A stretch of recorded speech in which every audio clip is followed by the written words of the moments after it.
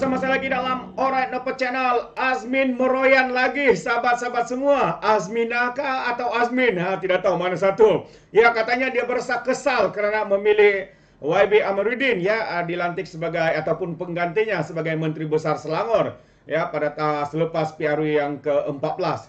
Dan dia juga turut mempersoalkan Rizab Selangor yang tinggi berbanding pada zamannya dan juga pentadbiran Amiruddin sebagai Menteri Besar. Kenapa beliau mempersoalkan perkara ini?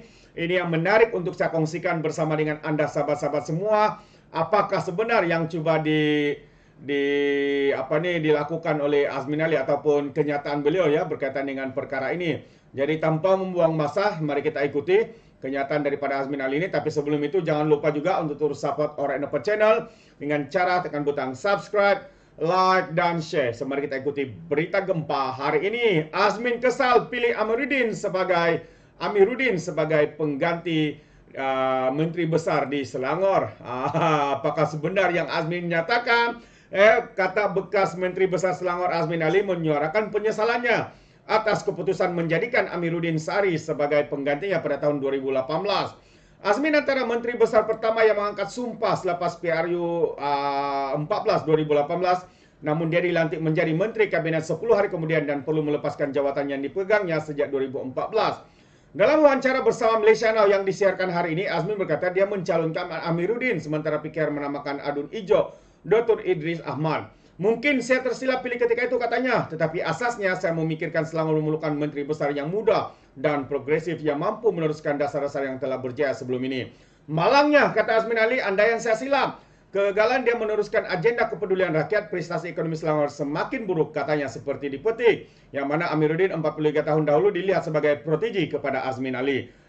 Itu dia. Sebenarnya mungkin Azmin Ali meroyan ini kerana dalam fikirannya mungkin Amiruddin ini akan mengikut jejak beliau untuk mengkhianati parti PKR seperti yang dilakukan oleh Azmin dan geng-geng pengkhianat yang lain. Tetapi apa boleh buat, Amiruddin tetap setia dengan parti, dengan perjuangan parti, dengan perjuangan reformasi parti keadilan rakyat. Tidak seperti Azmin Ali yang kita lihat hanya mengejar jawatan, kuasa dan juga uang ringgit, sahabat-sahabat semua. Itu pandangan saya. Jadi bagaimana dia membuktikan kesetiaan kepada PKR dengan menewaskan Azmin di kursi Parlimen Gombak yang dipegang Azmin Ali selama 3 penggal pada PRU yang lalu.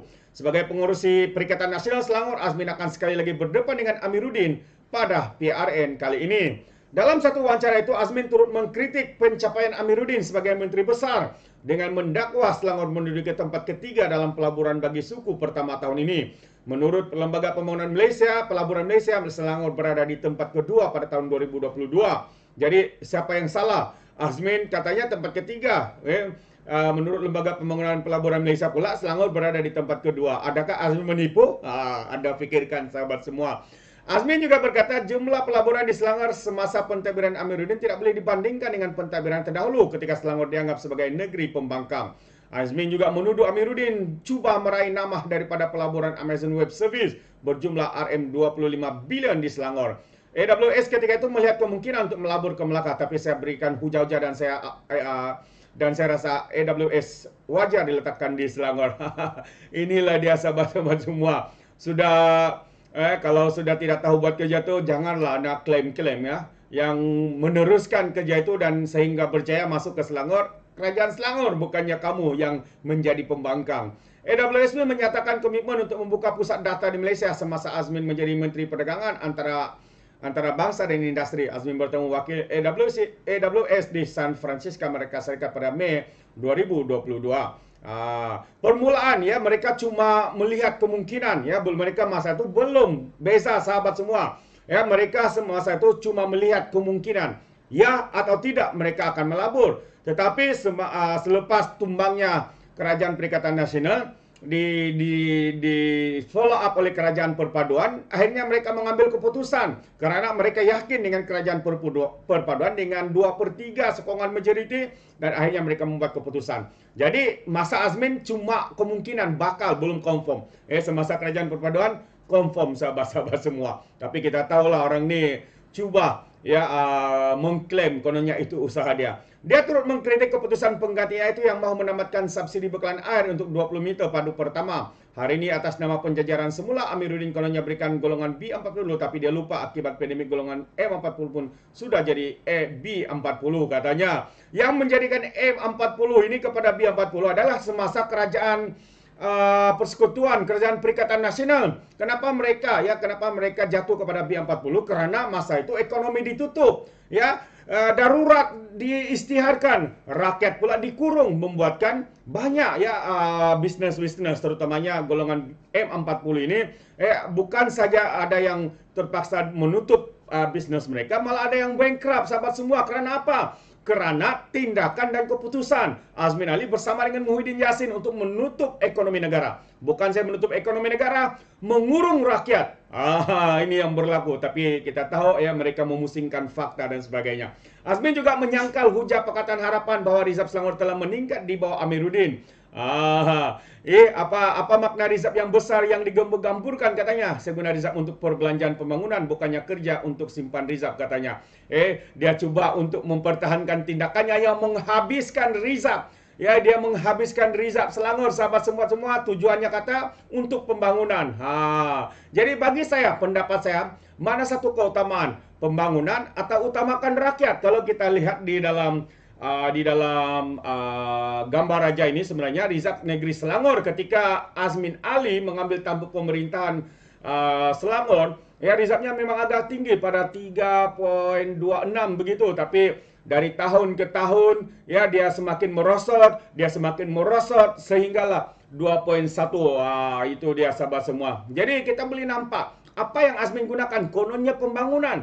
Benarkah ada berlakunya pembangunan yang begitu pesat di negeri Selangor ketika beliau menjadi Menteri Besar? Kita tidak boleh lihat. Tapi apa yang dilakukan oleh Menteri Besar Selangor hari ini, Amiruddin Sari, jadi daripada dia mengambil tampuk pemerintahan itu dari masa ke semasa, dari tahun ke tahun, ia meningkat. Dan malah peningkatan ini adalah yang paling tertinggi dalam sejarah pentadbiran negeri Selangor, sahabat-sahabat semua. Malah Azmin menggunakan alasan kononnya, apa guna Rizab tinggi untuk disimpan? Saya habiskan uang Rizab negeri Selangor untuk pembangunan katanya. Tetapi apa yang berbeza hari ini sebenarnya Menteri Besar Selangor, walaupun menyimpan dapat mengumpul Rizab yang begitu besar, tetapi banyak inisiatif-inisiatif yang mengutamakan rakyat. Banyak sekali dasar yang dilakukan yang mementingkan rakyat. Rumah percuma, apalagi kesihatan percuma, bas percuma, dan banyak lagi sahabat-sahabat semua yang dilakukan. Adakah pembangunan itu lebih penting daripada rakyat yang miskin, rakyat yang memerlukan diberi bantuan? Bagi saya penting adalah rakyat, tapi dia kena seimbang. Bukan hanya pentingkan pembangunan semata-mata. Bangga kerana adanya bangunan tinggi, bangga kerana adanya kapal terbang ataupun lapangan terbang yang hebat atau sebagainya. Ia kena seiring sahabat semua. Itu yang sedang dilakukan oleh Menteri Besar Selangor ini. Tapi Azmin ini pula meroyan tidak tentu pasal.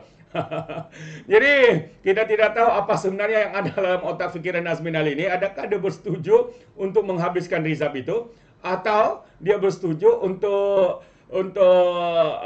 membiarkan rakyat di kelaparan, membiarkan rakyat itu hidup sengsara, menderita dan sebagainya. Mungkin sahabat-sahabat semua, itu yang dimaukan oleh Azmin Ali. Bukan kepentingan kepada rakyat, tapi kepentingan kepada pembangunan. Sedangkan apa guna pembangunan kalau rakyat makin miskin, rakyat makin menderita dengan kesempitan kehidupan, dengan bebanan dan sebagainya. Terbaik kita ucapkan kepada YB Amiruddin Sari, Menteri Besar Selangor, yang berjaya mengumpul Rizab, walaupun Rizabnya tinggi, tetapi rakyat juga tidak dilupakan. Malah rakyat menjadi keutamaan Menteri Besar Kerajaan Pakatan Harapan di Selangor ini. Jadi sahabat semua, jelas bahwa segala pembohongan, segala penipuan yang Azmin Ali katakan kononnya ekonomi Selangor tidak meningkat, Menteri Besar Selangor Amiruddin gagal dalam pembangunan dari segi ekonomi, masyarakat menjaga kebajikan rakyat. Sebenarnya itu hanya polemik yang dimainkan oleh Azmin Ali. Yang saya percaya ianya satu yang tidak benar dan hanya coba untuk mengelirukan rakyat. Tetapi data tidak pernah menipu, data tidak pernah membohong. Kalau kita lihat jumlah KDNK dan penyumbang terbesar dalam KDNK negara kita adalah Selangor. Apa maksudnya? Sebab pelaburan yang tinggi, sebab Selangor ada pendapatan yang tinggi. Bukan seperti yang digambar gemburkan oleh Azmin Ali. Kononnya Menteri Besar ini gagal, tapi hakikatnya beliau lah yang gagal. Karena apa? Karena hanya pentingkan kuasa, jawatan dan uang ringgit, sanggup mengkhianati. Jadi saya pasti rakyat Selangor akan melihat apa yang Amiruddin buat ini, dan pastinya rakyat Selangor akan membungkus kau-kau Parti Perikatan Nasional di bawah pimpinan Azmin Ali di PRN yang akan datang khususnya di negeri Selangor itu. Ini pandangan saya, bagaimana pula dengan rakyat Selangor? Adakah Anda bersetuju atau tidak? Anda boleh berikan komen Anda dalam ruangan komen. Tapi ingat, komen dengan cara berhema. Jangan menjadi seperti walaun-walautit, lebay-lebay dan juga geng sapu bersih. Ya, apabila mereka memberikan komen penuh dengan hasutan, kebencian dan juga fitnah melampau. Sepertinya mereka tidak punya otak, mungkin karena mereka menggunakan otak di lutut, ya, bukan otak kepala ini.